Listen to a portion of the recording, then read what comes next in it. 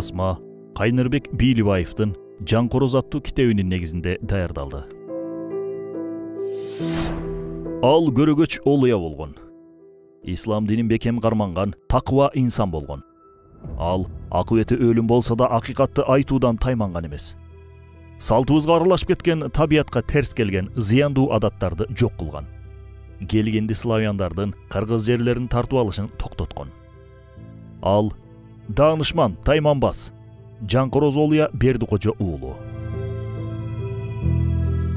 18-кылымдын аяк чени, 19-20 кылым доору ислам дүйнөсү үчүн оор мезгилдер болгон. Осман дөөлөтү алсырап, кулап, Могол дөөлөтүн болсо Англия басып алып, ал эми Африка жана араб мамлекеттери болсо батыштын колониясына айланган мезгил. Туркестан жана Кавказ чөлкөмдөрүн болсо Орус империясы басып алган мезгилдер. Кокон хандыгы кулаган соң туркестандыктардын жашоосунда да жаңы сыноолор башталды. Бир тараптан Орус колонизаторлорунун диктатуралык режими оор кырдаалды жаратса, экинчи тараптан Орусия жергесинен Кыргызстандын аймагына көчүп келип жашай баштаган славян келгиндер кыргыздардын семиз жерлерин тартып алуу менен кырдаал ого өчпетер курчуду. Албетте, мындай кыйын замандар кыйын адамдарды жетиштирип тарбиялайт экен. Тарых барактарына үңүлсөк, мындай чыган адамдарды көп эле кездештиребиз. Булардын бири азыркы Талас жергесинен чыккан, баскынчы калмактарга каршы күрөшкөн атактуу Бердике баатырдын урпагы болгон Жаңкороз олуя Бердикожо уулу болгон. Ал дайыма адилеттүүлүктү биринчи орунга коюп, маселелерди шарияттын эрежесине салып, салтты да карманып келген инсан болгон. Бүгүн тарыхтын сыр сандыгында ачылбай сакталып калган дагы бир бейне менен сиздерди тааныштырабыз. Даяр болсоңуздар, баштадык. Жаңкороздун атасы Бердикожо жаш кезинде бир туугандары менен таарынышып, Таластан чыгып Кетмен төбөдөгү тайлары болгон Бешкемпир Датканын айылына келип туруп калган эле. Бул жерде жүрүп, ал тайекеси Бешкемпир Датканын кызы Кастарга үйлөнөт. 1833 жылы уулдуу болушат. Бешкемпир Датка жаңы төрөлгөн небересин Багыш уруусунун бийлеринен болгон таятасы Жаңкороздой болсун деп азан чакырып Жаңкороз деп атады. Жаңкороз кичинесинен эле кайтпас, калыс, адилеттүү, тайманбас бала болчу. Жаш кезинде эле атасы Бердикожо каза болду. Жаңкороз таятасы Бешкемпирдин тарбиясында тарбиялана баштады. Бешкемпир Датка өзү баатыр, эл бийлеген, нарк насилди, каада салтты мыкты билген, диндар, таквадар адам эле. Небереси Жаңкорозда аны ээрчип жүрүп, илим алып, 5 убак намазын калтырбастан окуп, 30 күндүк орозосун карманып, өтө диндар болуп жетилет. Атүгүл тарыхчылардын айтуусунда Жаңкороз дал ушул таятасынын жанында жүрүп, Куранды бүтүндөй жаттап, Куран хафызы болот. Бир күнү Жаңкороз Узун Акмат суусунун жээгинде уктап жатып, таң калыштуу түш көрөт. Түшүндө Кызыр алейхисалам келип, "Ай Жаңкороз балам, уктап жата бересиңби, турбайсыңбы?" дейт. Жаңкороз чочуп ойгонуп кетип, Кызыр алейхисаламдын Узун Акмат суусун кесип өтүп кетип жатканын көрөт. Окуяны таятасы Бешкемпирге айтып берет. Бешкемпир Датка бул окуядан Жаңкороздун касиеттүү бала экенин баамдайт да, өз элиңе Таласка барып, ошол жактан элиңе кызмат кыл деп айтат. Ооба, негизи эле коммунизмге чейин ислам динин толук карманган, парыздарды аткарган, күнөө иштерден баш тарткан калк болгон кыргыз эли. Кийин эле империалисттик жана коммунисттик тоталитардык режим менен кошо атеизм, бузукулук, ичкенчилик өңдүү терс мүнөздөр агылып кирип келбедиби?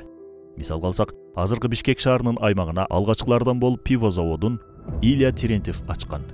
Андан кийин Иванов аттуу ишкер 1900-жылдары арак заводун, ал эми 1906 жылы болсо пиво заводун ачкан. 1942 жылы Карабалдыда спирт заводу ачылган. 1852 жыл. Жаңкороз 19 жаш куракка келгенде, таятасы Бешкемпир Датканын батасын алып, ата-бабасы жашаган Таласка көчүп келип жайгашат. Таласта атасынын бир тууганы Качыбек бийдикине келип, ага жигит түшүп калат. Качыке Кошчу уруусунан Телебала аттуу кызга куда түшүп, Жаңкорозго алып берет. Бул никеден Жаңкороз Эшеналы, Темиралы аттуу 2 уулдуу жана 2 кыздуу болот. Бир күнү Качыбек менен Жаңкороз сатылган Датканын жыйналышына барат. Сатылган Датка Качыбекке таандык болгон олжосун бербей, адилетсиздик кылып коет. Ошондо Жаңкороз сатылгандын кылыгын жактырбай, ага кыйкырып, олжолорду элге таратып жиберет. Ушул жерден Жаңкороздун аты чыга баштайт. Бирок сатылган Датка аны тынч коймок эмес. Ошондуктан Жаңкороз аражы катары Сарымсак Датканы ортого салат. көптү көргөн сатылганга коркпостон сес көрсөткөн Жаңкорозго сарымсак чынында баа берди. Сатылгандан коркпой, ошончо элди буруп кетсе, демек бул жигит жөн жигиттерден эмес, деди кыраакы сарымсактатка. Анан ортого түшүп Жаңкорозго болушуп, сатылгандан куткарып калды.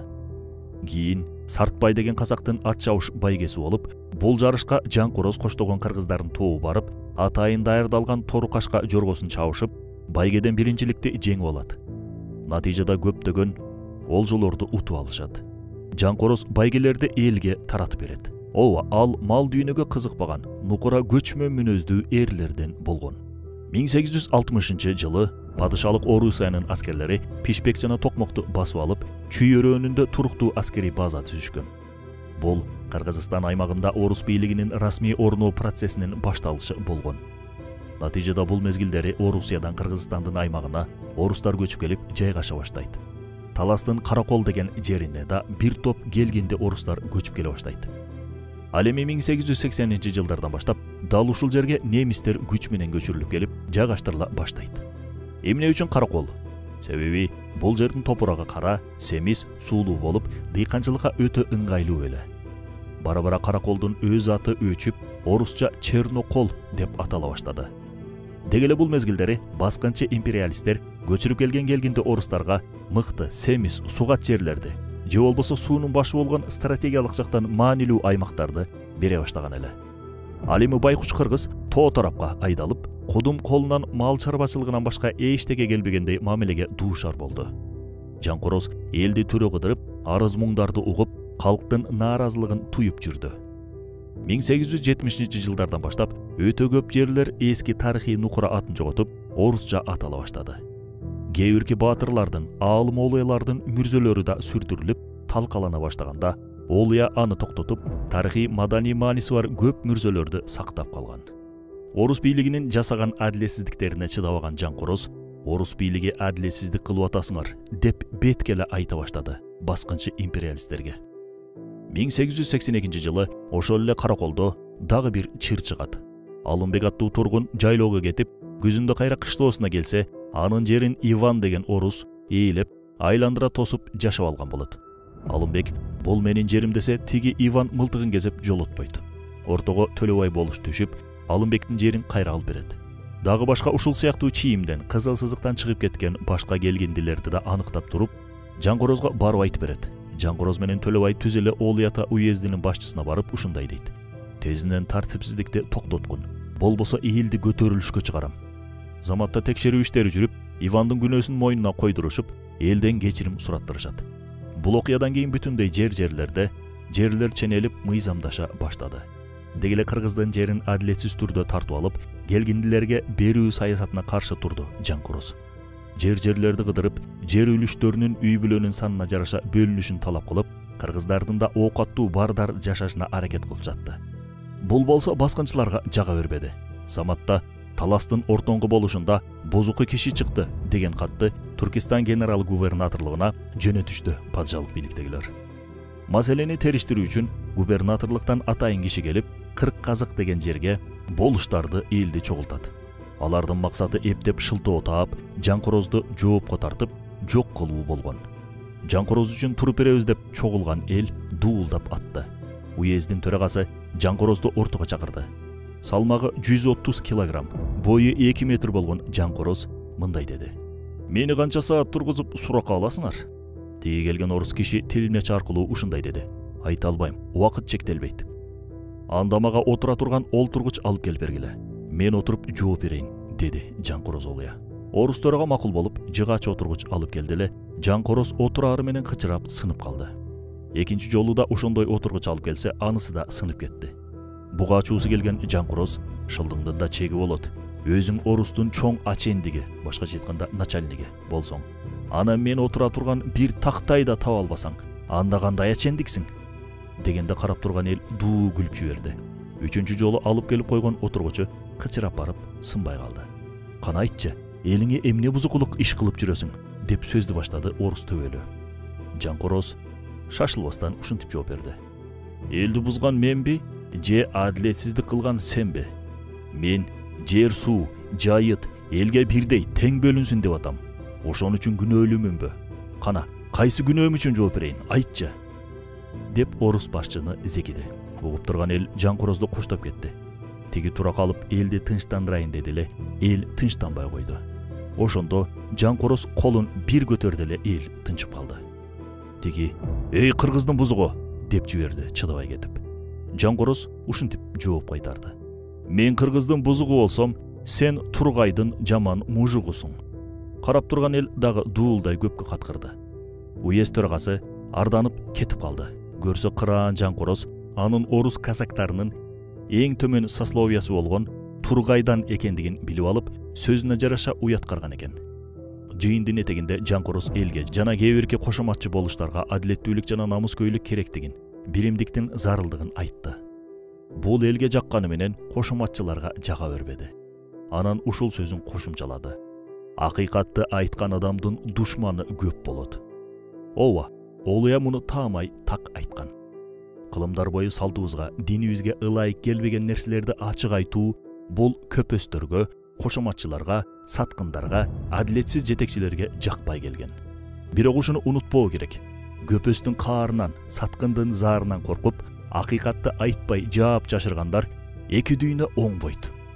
Биз айткандарыбыз үчүн жооп берип калбайын деп качканыбыз менен, акыретте айтпагандарыбыз үчүн жооп бере турган сурактан кача албайбыз.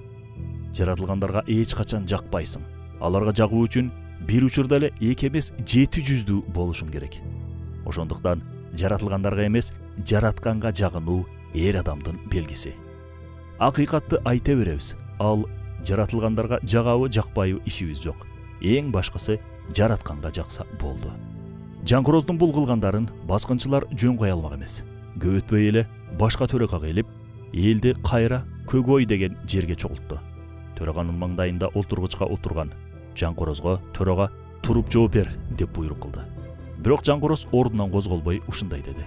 «Эй, ачендик, мен сенин ачууңду көрөйүн деп келген жерим жок. Мен сенин жыйыныңда сөз сүйлөйүн деп келдим». Жапалдаш бойлуу ачендик, башкача айтканда начальник, төрага адепсиздик кылып Жаңкорозду түртүп ордунан тургузмакчы болду эле. Жаңкороз аны көкүрөктөн ары бир урду. Төрага учуп барып жерге түшүп, тоголонуп кетип, эс ооп жатып калды. Калың эл каткырык салып, «Мунуңдун араң эле жаныбар турбайбы? Мунуң эмне деген төрага?» деп мыскылдай баштады. Аскер да, төрага да элдин сүрүнөн коркту. Жаңкорозду бир нерсе кылышса эле эл көтөрүлөрүн сездиби? Айтор Жаңкороздон жана элден кайра кечирим сурады. Жаңкороз менен төрага кучакташып адалдашканда, төрага Жаңкороздун көкүрөгүнөн араң келип турду. Бул окуялардан кийин империалисттер Жаңкороз менен жакшы мамиле куруу керектигин түшүнөт. Себеби Жаңкорозго каршы чыгуу бул талас элине бүтүндөй каршы чыгуу дегендик эле. Жаңкороздун дараметин байкаган Туркестан генерал-губернатору фон Кауфман Олуята уездинин төрагасы Василий Каллаурга Жаңкороз менен жакшыраак тил табыш деген тапшырмасын берет. Натыйжада Каллаур Жаңкорозду Олуятадагы кеңсесине чакыртат. Үстүнө чапанын желбеги жаманган, далысы кең, 130 килограммдык Жаңкороз Олуятага барып, кеңсеге сүрдүү кирип келгенде, ичкеридеги Каллаур менен таластын өкүлү Проценко заматта ыргып туруп, келиңиздешип, амандашып, Жаңкорозго орун беришти. Жаңкороз отургучка отуруп аткан кезде отургуч кычырап барып токтоп калды. Анан «Мунуң мени көтөрөбү, Калмур?» деди Каллаурга. Каллаур «Бул жактагы отургучтар сизди көтөрөт буйрса», деди тамашалай. Анан акырын Жаңкорозго чакырган максатын ачыктай баштады. «Жаңкороз мырза, сизди убара кылып чакырткандыгыбыздын жөнү бар. Биз сизди сыйлайбыз, сиз калыс адамсыз. Эки улутка тең бирдей мамиле кыласыз. Кийинки учурларда орустарга карата ар кандай зомбулуктар көбөйүп баратат. Жерлерде орустарды өлтүрүп салуу, асып салуу сыяктуу окуялар көп катталып атат.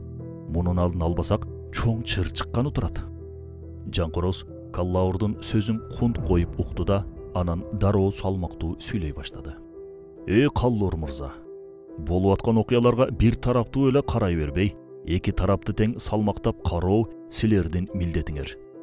Эгерде силер биздики гана туура, кыргыздар орустардын айтканын кылышы керек дей берсеңер, анда өзүң айткандай өлтүрүүлөр улана берет. Учурда таласта орустар, немистер ушунчалык тездик менен көбөйүп атат. Алар келгенде тынч жашабастан, дароо кыргыздардын семиз жакшы жерлерин тартып алып, каршы чыккандарды атып салып атат. күнөө алгач силерден кетип атат. Эгер ишенбесең тиги өкүлүң Проценкодан сура. Мен мунуңа орустар атып салган кыргыздардын өлүктөрүн көрсөткөм керек болсо. Бул жерлер ата бабабыздан калган жерлер. Бул жака биз силерди чакырган жокпуз. Өзүңөр бастырып келдиңер. Биз силердин жериңерди тартып алган жокпуз. Силер биздин өз жерибизге ээлик кылдырбай жатасыңар. Биздин жерге келген соң биздин салт жана шарт менен жашагыла. Тең укуктуу болушубуз шарт. Дегеле бул мезгилдери келгиндилердин саткан нерселери кымбат, ал эми кыргыздардын саткан нерселери арзан болчу. Атүгүл кыргыздар тоодо өскөн карагайларды да орустардан кымбат баага сатып алып калган болчу. Бул көрүнүш бир эле Таласта эмес, башка аймактарда да болуп аткан. Дал ушундай адилетсиздиктерден улам Таласта оор ачарчылык жут болгон. Мунун баарын Жаңкороз беркелерге так кыска нуска жана катуу айтты. Бул сөздөр тигилерге октой эле тийип атты. Каллаур өзүнүн өкүлү Проценкону Жаңкороздун көзүнчө зекиди. Каллаур күчтүү саясатчы болчу. Империалисттердин саясаты алгач жергиликтүү эл менен ынтымакта болуп, кийин акырындык менен ата-бабабыздан келе жаткан уруучулук, туугандык салтты жоюп, дин менен жашоо образын азайтып, анын ордуна падышалык саясатты жайылтып, андан ары жергиликтүү калкты чарбалык жактан жакырлаштыруу аркылуу бир улутка көз каранды кылуу, тагыраак айтканда империалисттерге толук кандуу баш ийдирүү болчу. Ал үчүн алгач тынчтык жолу менен иш алып баруу саясатын Каллаур мыкты билген. Дегеле бул саясат Союз учурунда деле болбоду эле. Сүйлөшүүнүн натыйжасында кабыл алынган чечимдердин жыйынтыгы менен келгиндердин жергиликтүүлөргө болгон кысымы токтоп, адилетсиздиктер азайды. Бул мезгилдери орус түзөм мектептери ачыла баштаган эле. Бирок бул мектептерде окуган орус улутундагы балдарга мыкты билим берилип, ал эми кыргыздарга аскерлерге моюн сунуу, баш ийүү, ат кароо сыяктуу билимдер бериле баштаган. Атүгүл христианчылыкты да кыргыз балдарга үйрөткөнгө аракет кылышып атты. Бул адилетсиздикти Жаңкороз дароо Каллаурга жеткизип, аны катуу сынга алды. Кыргыздарга силердин диниңердин эмне кереги бар? Андай болсо орустарга да ислам динин окуткула. Ошондо адилеттүү болот. Силер кыргыз балдарды өзүңөрдүн гана айтканыңарды аткара турчу тил алчаак кылып тарбиялап атасыңар. Теңчилик болбой жатат. Буга Каллаур биз кыргыз балдарга тамга таанытып атабыз, деди. Жаңкороз ачууланып, биз силерге чейин эле тамга тааныган, сабаттуу, билимдүү болгонбуз. Баарыбыз араб араби менен жазып, окуп келгенбиз. А силер эмне үчүн кыргыз балдарды Орусиядагы чоң окуу жайларга жибербейсиңер? Андан көрө Казандан мусулман татар мугалимдерди алып келип, биздин балдарды окуткула, деп талап коет. Натыйжада Татарстандан татар мударистер келип, кыргыз балдарына сабак бере башташат. Алар жадид медреселери деп аталган окуу жайлар ачылып, ошол жерлерде сабак бере башташат. Жадид сөзү арабчадан жаңыланган, реформаланган деген мааниге келип, бул медреселерде дүйнө жана дин илимдери бирдей окутулган. Жаңкороз Олуй атадан, молдо эшендерден сабак алып, илим көлүнө чумгуп кирип турган. 1870 жылы Таластан баласы Шайдулла, Чомой молдо, Чүйдөн Салы молдо болуп, дагы бир топ киши менен биргеликте Меккеге ажылык возуйпасын орундатуу үчүн ыйык сапарга чыгат. Алар түрдүү кыйынчылык менен Меккеге жетет. Анан Харам мечитине кирип, Каабаны зыярат кылган соң Хажарыл Асватты, Каабанын бурчундагы бейиштен түшкөн ташты кучактап туруп, ушундай дейт: "О, айланайын чоң Кудай, башкача айтканда улук Аллах. Мынакей, мен келдим алдыңа. Күнөөсү жок таза бир гана сенсиң. А мен сенин алдыңда күнөө көрмүн. Күнөөлөрүмдү кечире көр." Алар кечиккенден улам жолдо өлүп шейит болду окшойт деген кабар тарап кетет айылына. Бирок Кудай колдоп 6 айдан соң өз мекенине ыйык Замзам суусун көтөрүнүп кирип келишет. Дегеле тарыхыбызга адилеттүү түрдө назар сала турган болсок, аталарыбыз ат, төө, поезд, кеме менен жүрүп олтуруп, ажылык милдеттерин аткарышкан. Алардын эң чоң мүдөөлөрүнүн бирөөсү Дуайга баруу же АКШга барып жарандык алып жашап калуу эмес, тескерисинче Мекке Мединаны зыярат кылуу болгон. Бул боюнча ажыга ат менен барган кыргыз аттуу тасмабыздан кененирээк маалымат ала аласыздар. Бир жолкусунда Эсенаман жана Чонду деген комузчу ырчыларды ээрчип, бирдемелерди жазып жүргөн орус улутундагы баланы көрүп калат да, ырчылардан: "Тиги силерди эмне ээрчип алган? Же капырчылыкка силерди окутуп атабы?" дейт. Жаңкороз Олуя. Ырчылар анын изилдөөчү болгонун, кыргыз күйлөрүн изилдеп жүргөнүн айтышканда, Жаңкороз Олуя түшүнүктүү деп бастырып кетет. Деги эле тарыхчылардын айтымында Жаңкороз Олуя ырчы чоорчуларды жактырчу эмес, түгүл ырчыларды думана деп атап койчу. Бир күнү Олуя атада салык боюнча чогулуш болуп калат. Чогулушка келген падышалык өкмөт тарабынан коюлган болуштар адилетсиздик менен чогултулуп аткан салыктар тууралуу эч нерсе айта албай коюшат. Болгону Жаңкороз чыгып ашыкча салыктар тууралуу, орус бийлигинин эзүүсү тууралуу, ал аз келгенсип биздеги кошоматчы болушчулар тууралуу адилетсиздиктерди ачык-ачык айтат. Баары жер карайт. Анан отургандарды бир сыйра карап алып сөзүн улайт. Ушул жерде эки болуш олтурат. Алар элге очойто салык салып, аны өздөрү чөнтөгүнө салып алып иштетип жүрүшөт. Эскертсем болушпады. Мынакей элинен жазылган арыздар деп кагазды көрсөттү. Анан жалган айтсам өздөрү чыгышсын айтышсын. Мынакей алар Армон жана Ыса деген болуштар. Мындайлардан арылмайынча биз өнүкпөйбүз деди.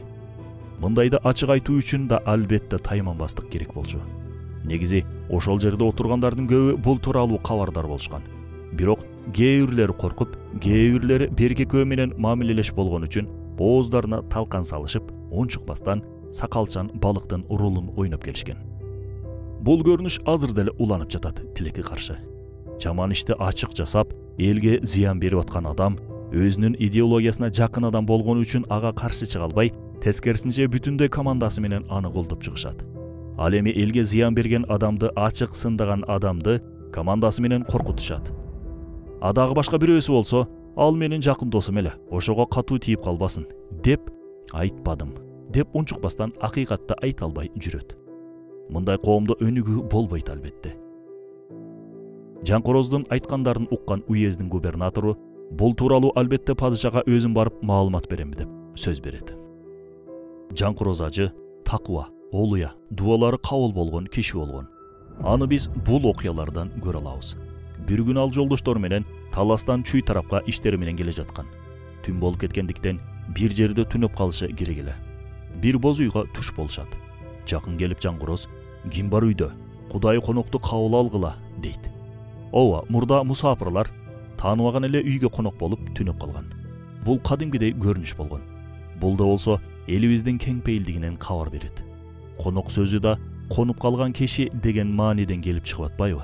Ал эми Кудай конок сөзүнүн мааниси бул Кудай тараптан ырыскысы менен жиберилген конок деген мааниге келип, атайын өзүнүн ырыскы кешиги менен келген адам деген маанилерди туюнтуп турат. Ичкериден эркек кишинин үйдө эрим жок эле деп кой деген үнү болду. Буга аялы добушуна караганда жакшы эле адамдардай көрүнөт дегенине күйөөсү болбой коет. Мунун баарын сырттан Жаңкороз угуп калат да кайра бастырып кетишет. Ары жакта башка боз үйгө туш келишет. Ал жактан токтогулаттуу молдо киши чыгып, Жаңкорозду тосуп алып коноктойт.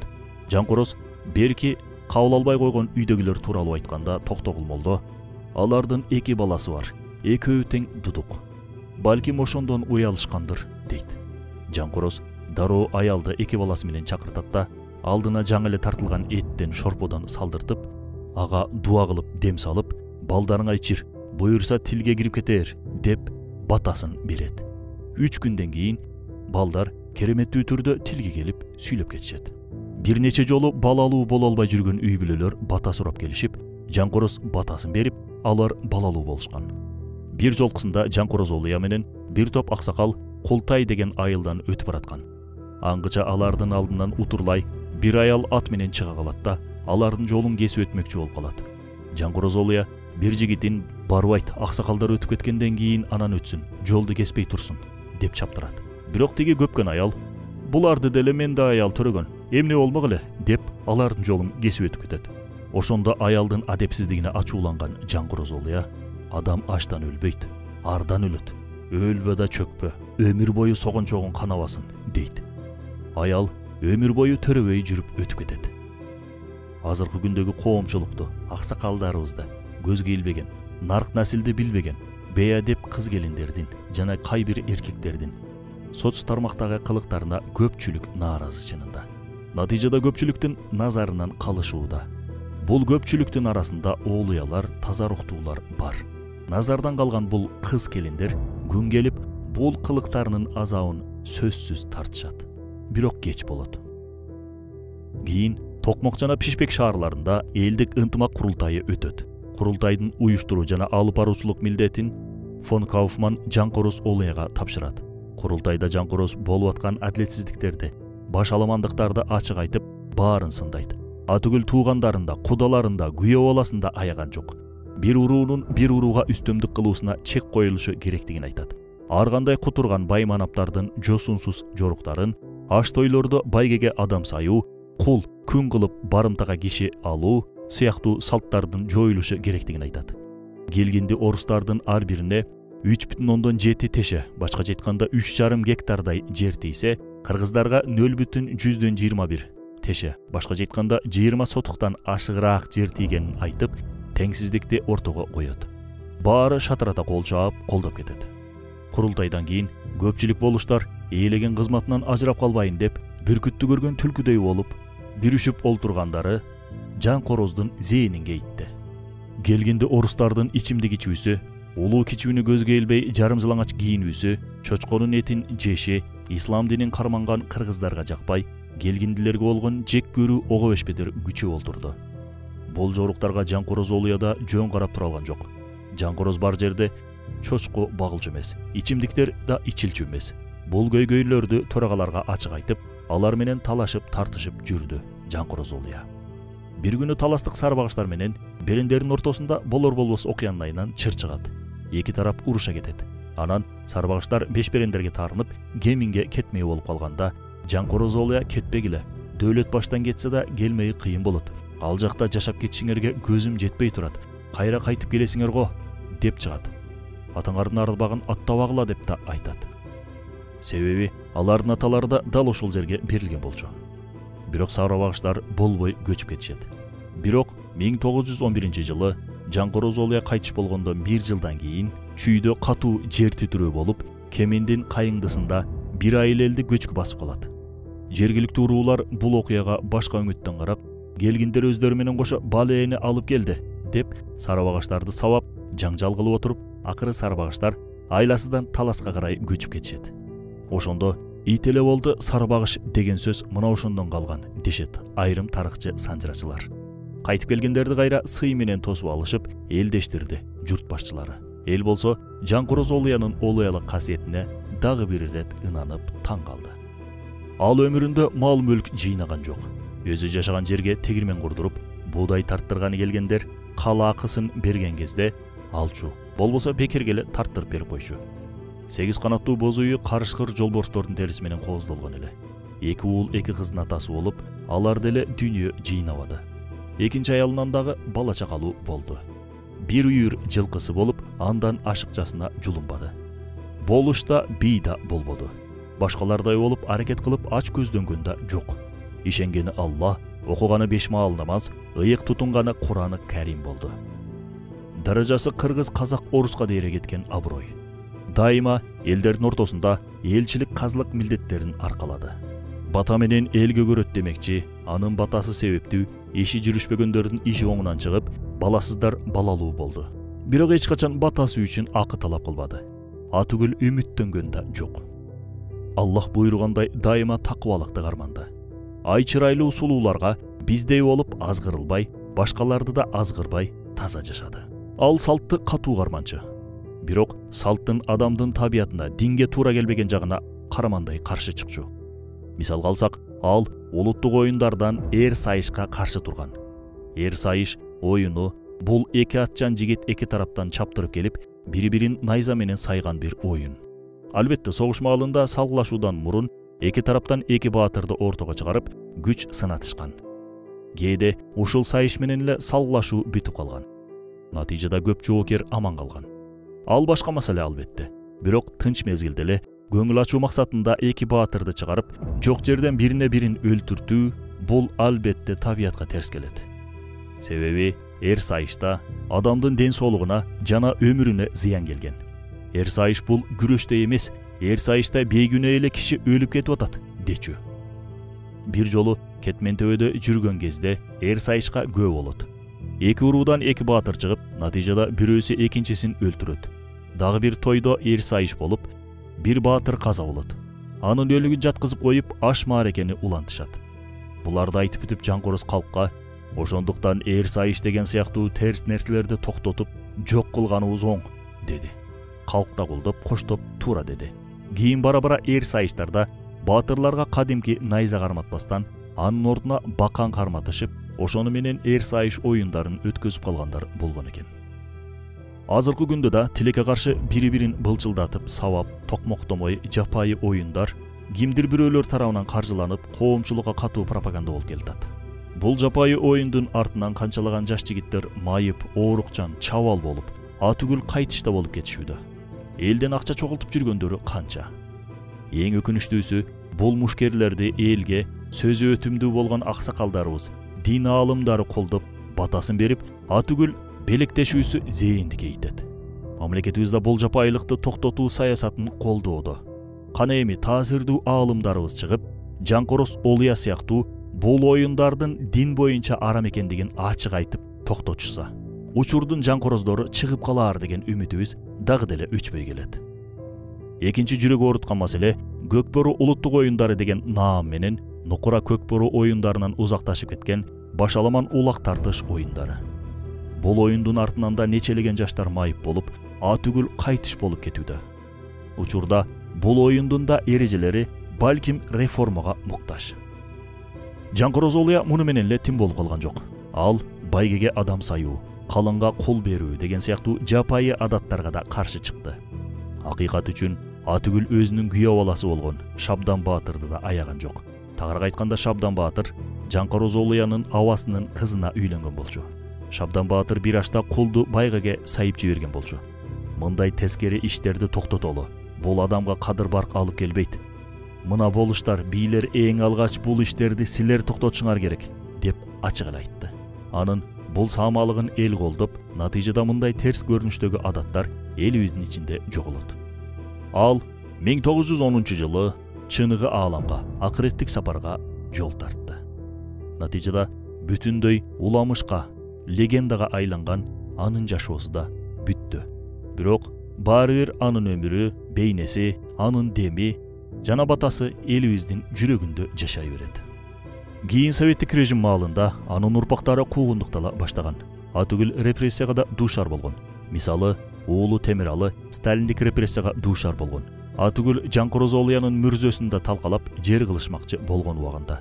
Таң калыштуусу, мүрзөнү талкалаганга аракет кылган орус коммунисттер дароо кайтыш болуп кеткен ошол учурда. Натыйжада мүрзөгө тие алышкан эмес. Аны Жанкороз ажы, Жанкороз Олуя, ажы ата, Короз ажы деп аташчу. Ал жөнүндө сөз болгондо, калыс көргөнүн бетке айткан, кошоматты билбеген Жанкороз деген сыпаттар менен сүрөттөшчү. Ооба, азыркы күндө айрыкча биз жаштар анын бул касиеттерине муктаж болуп турабыз аябай. Себеби азыркы күндө коомдо кошоматтык, коркоктук, кайдыгерлик, менменсинип мактануу оорулары жайылып, денелерди эмес, рухтарды, жан дүйнөлөрдү өлтүрүп талкалоодо. Эмне үчүн коркобуз? Себеби мал дүйнөнү ашыкча сүйүп баратабыз. Акчаны ашыкча сүйгөн адам эң коркок болот. Экинчи жактан, арамадал ылгабастан оозубузга келгенин жей бергендиктен көрөгөчтүк, сезгиштик, ибадаттын рахатын алуу деген сыяктуу касиеттерибизди жоготуп алдык тилекке каршы. Демек, Жанкороз Олуянын касиеттеринде бир касиеттерге ээ болууга биз жаштар аз да болсо аракет кылышыбыз керек. Токтогул Сатылганов Жанкороз Олуя тууралуу дал ушундай ыр-саптарды төккөн. Жакшы журттан Жанкороз, жалпага маалым атагы, журт кадырлап сыйлаган, журт бийлеген атаны. Суусар бөркү башында үсөк набуттуу чапаны, түп нускасын козгосок, түгөнбөйт анын казалы. Жараткан Кудай Таалам Жанкороз Олуя Бердикожо уулун өз рахматына ырайымына алсын.